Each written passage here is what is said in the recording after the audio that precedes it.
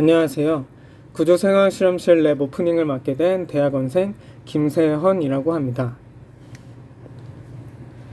이번 랩 오프닝 영상을 통해 저희 연구실 구성원들과 구조생화학이 무엇인지, 그리고 저희 실험실에서 연구를 하게 되었을 때 어떤 실험들을 하는지, 마지막으로 졸업 후에는 어떤 방향으로 진로를 설정할 수 있을지에 대해 소개해 드리도록 하겠습니다. 먼저 저희 연구실의 책임자이며 생화학 관련 과목들의 강의를 맡고 계시는 양진국 교수님입니다. 교수님께서는 지난 학기부터 1년간 안식년을 진행하고 계시기 때문에 지금은 학교에 계시지 않고 다음 학기부터 학교로 돌아오실 예정입니다. 교수님께서는 서울대학교에서 학사학위부터 박사학위를 2003년에 취득하시고 미국의 로스 알라모스 국립연구원이라는 곳에서 연구 조교 활동을 하시고 코넬 대학교의 웨일 의과대학에서 박사학 연구원으로 활동하신 것 같습니다. 이후 2006년에 저희 학교 교수로 임용되었습니다. 다음은 실험실 연구생입니다. 사진 속에 있는 사람이 대학원생인 저입니다. 등산을 좋아하고요. 그리고 저를 비롯한 현재 학부 연구생으로 졸업 논문을 위한 실험을 하고 있는 18학번 고세리, 김나현, 이세영, 주은의 학생들이 있습니다. 그럼 이어서 구조생화학이 무엇인지에 대해 소개해 드리도록 하겠습니다.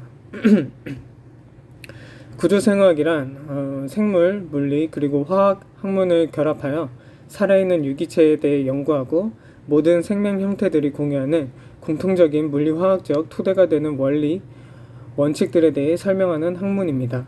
이를 위해서 핵산, 지질, 탄수화물, 그리고 특히 프로틴 같은 바이올로지컬 마크로몰리큘들의 원자 수준의 3차원 구조를 규명하고 그것들의 구조적 움직임과 특정 메타볼릭 패스웨이에서 작용하는 메커니즘 등에 대해서 밝혀냅니다. 여기 보이는 이 그림은 처음 3차원 구조가 밝혀진 단백질이며 사람의 혈액 속에서 산소 분자를 운반하는 역할을 하는 헤모글로빈의 구조를 리본 형태로 나타낸 그림입니다. 헤모글로빈은 4개의 서브유닛들로 구성되어 있으며 각각의 서브유닛을 구성하는 알파 헬릭스들은 특정한 형태로 서로 접혀 있습니다.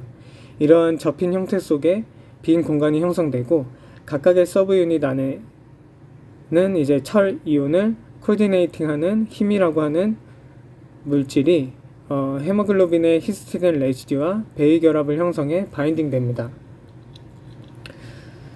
이게 힘이라고 하는 물질인데요. 여기 보면 단백질의 히스티딘 레지듀들과 코디네이팅을 형성하는 것을 볼 수 있습니다. 그리고 산소 분자가 이 힘에 여기 가운데 있는 철 이온에 바인딩될 수가 있으며 그로 인해서 하나의 헤모글로빈이 총 4개의 산소 분자를 운반할 수 있게 됩니다. 이렇게 단백질 구조를 원자 수준으로 해석함으로써 해당 단백질의 기능에 대한 메커니즘을 밝혀낼 수 있습니다. 이 밖에도 여기 아래 그림은 효소 단백질의 서브스트레이트가 바인딩되는 활성 자리 이 부분인데요. 액티브 사이트라고 하는 이 활성 자리의 구조를 원자 수준으로 보여주는 그림이며 오른쪽 위에 여기 보이는 이 그림은 세포 안팎의 소듐 이온 농도를 조절하는 기능을 가진 소듐 채널의 구조를 규명하고 단백질을 구성하는 각각의 도메인 여기 보이는 이런 긴 막대 같이 생긴 것들이 각각의 도메인이며 이 도메인들의 역할을 보기 좋게 그림으로 나타낸 것입니다. 또한 여기 아래 보이는 그림은 여기 보면 unfolding 되어 있는 단백질로서 기능을 잃은 이 단백질 분자를 다시 folding 형태로 만들어주는 샤페론 프로틴의 기능을 구조적으로 밝혀낸 것입니다. 여기 보이는 이 단백질이 샤페론 프로틴일 텐데요. 여기 보면 unfolding 되어 있는 프로틴은 folding 형태로 이제 구조를 변화시켜 다시 이 folding된 단백질이 기능을 할 수 있도록 만들어주는 프로틴은 샤페론 프로틴이라고 합니다. 이렇게 단백질의 구조를 해석함으로써 그 단백질의 기능과 응용 가능성에 대한 기반이 되는 정보를 얻을 수 있습니다.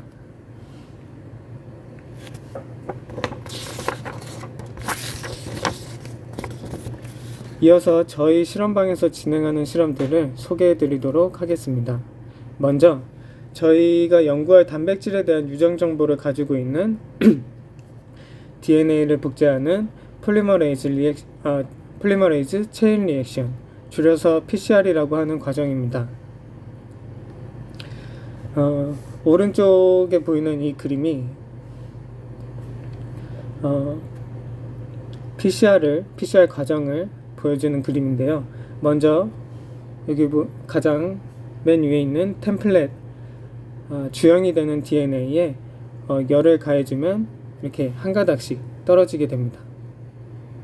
그러면 여기에 이제 각각의 가닥에 상보적인 염기서열을 조금씩 가진 프라이머라는 물질이 붙게 되고, 여기에서 폴리머레이즈가 상보적인 염기서열을 프라이머에 계속 이어붙이게 되면 저희가 원하는 단백질에 대한 유전 정보를 가진 DNA가 합성됩니다. 이러한 과정을 여기 보면 사이클을 4번에서 30번이라고 되어 있는데, 이런 식으로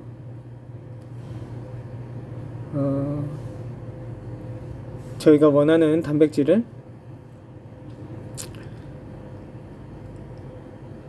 대량으로 복제해 낼 수 있게 됩니다.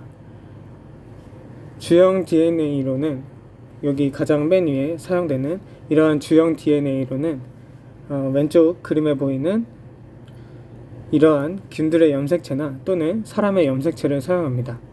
그리고 원하는 DNA가 대량으로 복제되었는지를 이러한 가운데 보이는 이러한 아가로스체의 전기용동을 통해서 확인할 수 있습니다. 그 다음으로 대량 복제한 앞선 PCR 실험에서 대량 복제한 DNA는 벡터라고 하는 DNA 운반체를 이용해서 대장균에 주입하고 대장균을 배양시키게 됩니다. 여기 보이는 여기 오른쪽에 보이는 그림은 벡터에 저희가 원하는 DNA를 포함시키는 과정을 나타내는 그림인데요. 여기 이게 이제 플라스미드 형태의 DNA를 벡터로서 사용하는 것입니다. 그래서 여기에 이제 이 벡터의 특정, 이게 플라스미드 DNA인데요. 이 플라스미드 DNA의 특정 염기서열의 부분을 끊어내고 저희가 만들어낸 DNA를 결합시키는 과정입니다. 그래서 여기 보이는 이게 리스트릭션 엔자임이라고 제한 요소들을 나열한 것인데요. 이러한 제한 요소들이 여기 어딘가에 위치한 특정 염기서열을 인식해서 이 부분을 끊어낼 수가 있습니다. 이 부분을 끊어내면 이렇게 원형 형태의 플라스미드 DNA 벡터가 이제 이렇게 선형 DNA로 존재할 수 있게 되고, 이 선형 DNA의 이 끊어진 부분들, 이 부분들에 대해다가 저희의 타겟 DNA를 이렇게 결합시킬 수 있게 됩니다. 이렇게 생성된 이 전체를 이제 균세포에 주입해서 배양시키는 과정을 트랜스포메이션이라고 합니다. 여기 왼쪽에 보이는 이 그림은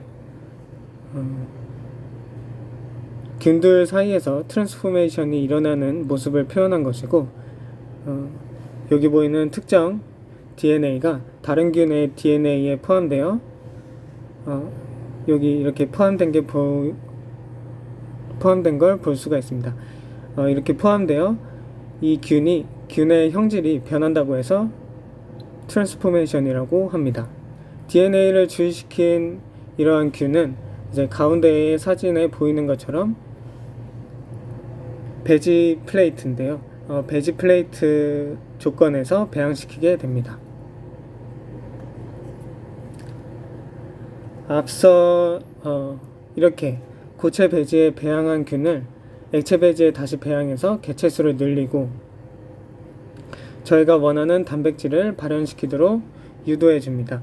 이후 균 세포들을 이제 원심 분리해서 이렇게 침전시키고 세포들을 부셔서 라이시스 과정이라고 하는데, 세포를 부셔서 저희 단백질을 특정 버퍼에다가 용해시킵니다. 그 다음 저희 단백질이 녹아있는 용액을 여기 보이는 여러가지 조건의 칼럼에 로딩해서 크로마토그래피를 진행하여 정제해 줍니다. 단백질의 크기, 전기적 성질, 특정 리간드에 대한 어피니티 차이 등에 따라 다른 불순물들이 제거될 수 있습니다. 그 다음 얻어낸 단백질 샘플로 SDS 페이지를 실험을 이용해 오른쪽 그림과 같이 해당 단백질의 퓨리티를 확인해 볼 수 있습니다. 앞서 설명한 실험 과정들을 통해서 단백질 샘플을 얻었으면 해당 효소 단백질의 효소 활성을 이제 키네틱 에세이 실험을 통해서 정량적인 데이터로 얻어낼 수 있습니다. 왼쪽에 보이는 실험 데이터들은 글리세롤 디하이드로제네이즈라는 효소 단백질이 어떤 코팩터의 활성을 갖는지, 어떤 pH 조건에서 최대 활성을 갖는지, 온도에 따라 활성의 변화가 어떤지를 보여주는 데이터입니다. 또한 효소 단백질의 이제 서브스트레이트의 농도를 증가시켜 보면서 변화시켜 보면서 효소 반응의 초기 반응 속도 변화를 살펴보고 효소 반응을 나타내는 미카엘리스 멘텐 커브를 따르는지 알아보고 이제 미카엘리스 멘텐 이퀘이션을 통해서 해당 효소 단백질의 몇 가지 키네틱 파라미터들 값을 얻어냅니다.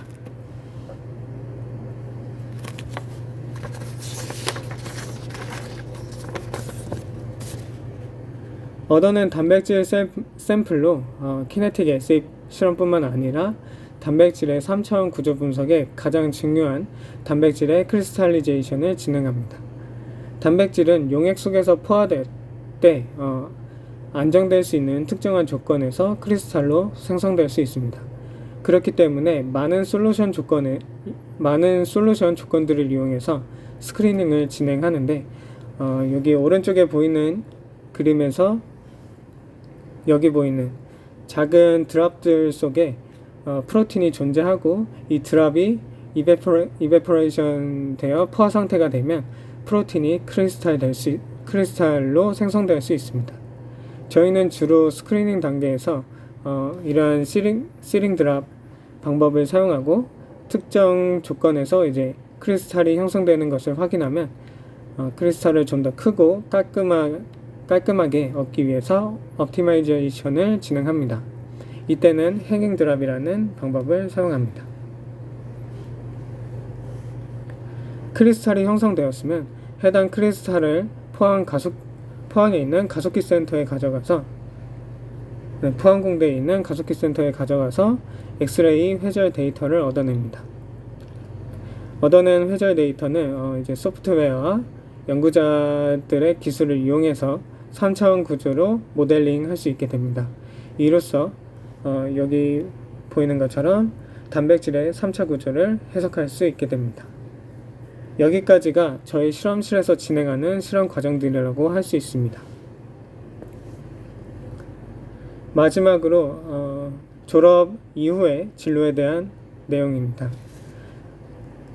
저희 실험실에서 앞서 설명한 실험들을 해보고 각각의 기술과 지식들을 익힌다면 여기 보이듯이 DNA 컨스트럭트 디자인 기술, 단백질 정제 기술, 단백질 구조 분석 능력들을 갖춰서 이제 바이오 신약 개발이나 바이오 시밀러 제조 또는 저희 학교나 타 대학으로의 진학을 고려해 볼 수 있습니다. 이번 연도 저희 실험실에서 석사학위를 취득한 선배님은 삼성 바이오에피스라는 바이오 시밀러 제조업체에 취업하셨고 셀트리온 기업에도 예전에 졸업하신 분이 일하고 계신다고 들었습니다. 이 밖에 다른 신약 개발이나 바이오 시밀러 제조업체 등에 취업하는 데 도움이 될 것이라 예상됩니다. 실험실 소개는 이것으로 마치겠습니다. 이어서 실험 환경을 찍은 영상을 보도록 하고 기타 질문사항들이 있으시다면 여기 보이는 이메일 주소로 연락 주시거나 베어돌 222-1호 생화학실험실로 오시기 바랍니다. 감사합니다. 네, 안녕하세요. 여러분한테 저희 실험실 소개를 해드릴게요. 저희 실험실은 여기 베어드 222-1호에 있고 이렇게 크리스마스 장식이 있는 문을 들어가시면 됩니다. 그리고 오른쪽에는 치즈덕이 여러분들을 항상 반겨주고 있습니다. 이렇게 들어가면은 제일 먼저 보이는 게 외국인 학생 자리인데 이 양옆에 보이는 게 FPLC라고 부르는 자동으로 내려주는 컬럼입니다. 컬럼은 이거고 이 기계를 통해서 자동으로 컬럼을 내려줍니다. 이렇게 FPLC 2대가 있고요. 네, 이렇게 다양한 실험 기구들이 많이 있고 이렇게 인큐베이터를 통해서 셀도 키울 수 있고 보통 그리고 여러분들이 3학년 때 실험실을 정하게 되잖아요. 그리고 3학년 때 생화학 첫 수업이 있기 때문에 여러분들이 생화학에 대해서 많이 모르는 상태로 들어오게 돼요. 보통 제일 중요한 건 PCR이라고 하는데 여러분들이 생화학 수업을 만약에 듣고 있다면 PCR에 대해서 먼저 배우게 될 거예요. PCR은 특정 DNA를 증폭해 주는데 이런 기계들로 증폭을 해주게 됩니다. 이렇게 다양한 냉장고도 있고 배기후드 다른 실험실과의 약간 차이점을 말씀해 드리면은 저희는 이런 바이오 생물을 많이 다루기 때문에 바이오와 관련된 시약들을 많이 써요. 그래서 실제로 들어오면 약간 화학하는 느낌보다는 생물하는 느낌을 더 많이 볼 수 있을 거예요. 그리고 여기 보면 UV 비즈, 이런 UV 비즈를 통해서 여러분들이 단백질의 활성을 알아볼 수 있다던가 아니면은 속도론적인 것을 이런 UV 비즈를 통해서 알아볼 수 있습니다. 여기는 제 자리고 이렇게 다양한 실험 기구들이 많이 있어요.